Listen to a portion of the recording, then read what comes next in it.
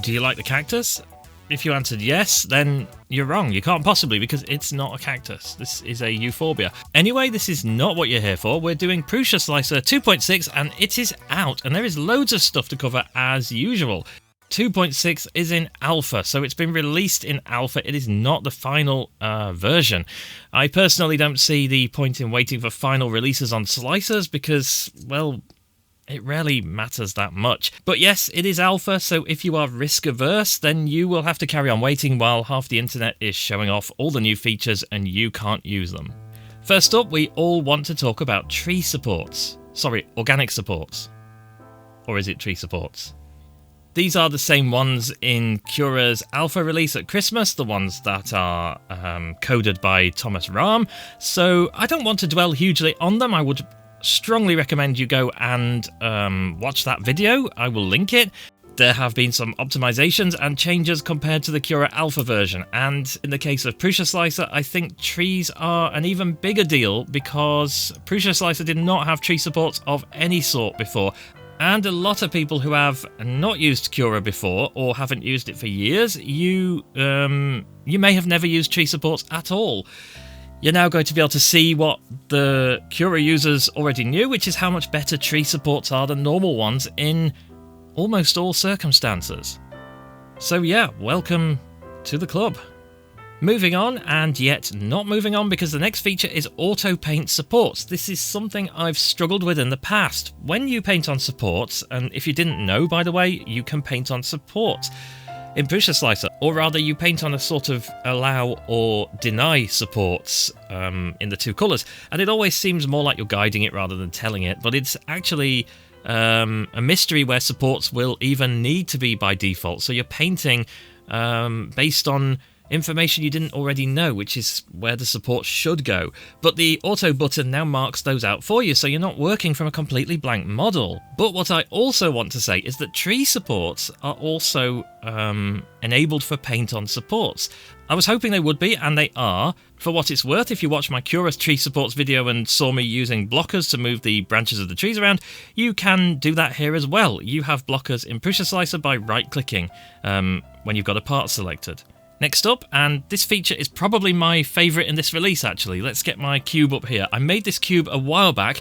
I use it to test review printers. It does dimensional accuracy with holes and the sides are 20mm or multiples thereof, ghosting, stringing, overhangs, bridging. It basically does all the stuff an XYZ cube does and all the stuff it doesn't, but it also doesn't waste time or material like printing a Benchy.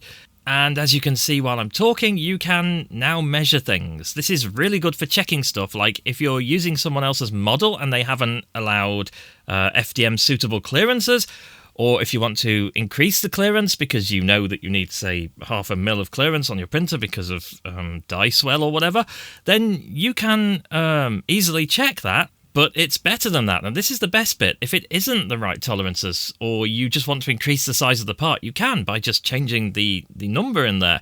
If I'd had this when I was printing out the cases for my WoW stick, then I would have saved a lot of time, effort, and filament. In terms of what you can measure and change, it seems like it's pretty much anything. Surfaces, edges, radii, you could do angles even. It's pretty intuitive. You just click on two things and it will tell you the relevant dimension. I don't know how they got this to work as well as they did. It's more useful than the equivalent controls in Fusion 360.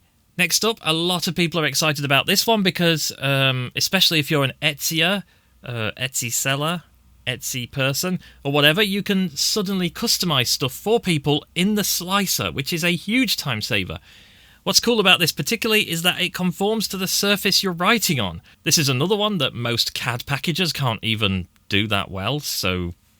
And even if you aren't doing custom keyrings to sell online, this is still huge. Like, I can immediately think of a use case if I'm testing a few cubes for, say, linear advanced settings or anything like that where I have to do a lot of iterative testing, which is something that happens almost every video. I can just write it on in the slicer instead of having to get out a marker pen and try and remember to write it on the bottom of the part and hope it doesn't rub off.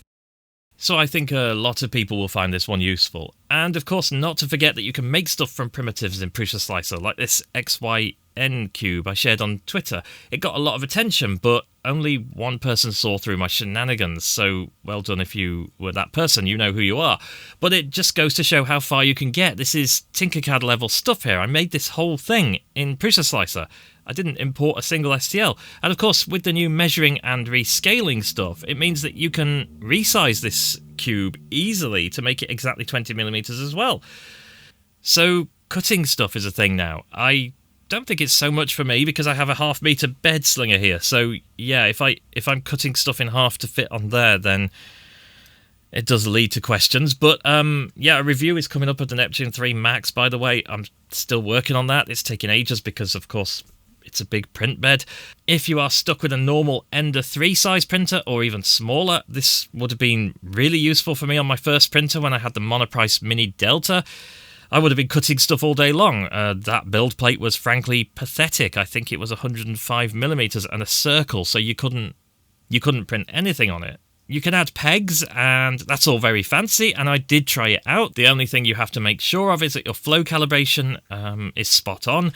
For everything to fit, you have to calibrate for the printer, the filament, the line height, even the number of lines, because they all change the exact dimensions that things print out at. I suggest doing a small cube and one single peg and hole, and checking if it fits before printing anything big. And you should do that in the filament you're about to print in, because otherwise you're very likely to either have wobbly parts or have to do some serious sanding to make the pegs fit. Do you remember Monotonic Infill? I remember Monotonic Infill because it was one of my more popular early videos back in 2021, I think. Monotonic Infill, let's see how many times I can say that. Monotonic Infill is a path planning strategy to avoid those obvious direction change artifacts that you get when there is an interruption in the infill of a flat surface. For example, holes. Monotonic Infill hugely improves the top surface by being monotonic and being infill. It just basically ensures that the line direction doesn't get interrupted. So if you're doing zigzags, you don't suddenly want to move to the opposite end and then start doing zigzags in the other way. I know it sounds like it wouldn't make a difference, but it does. And there's a new version. Rather than zigzagging, it leaves out the joining parts of the zigzags. I can explain it better with what's on screen. I'm not sure I'm convinced how well that will work, but I guess we need to try it. So I tried it. There we go. I don't know. What do you think?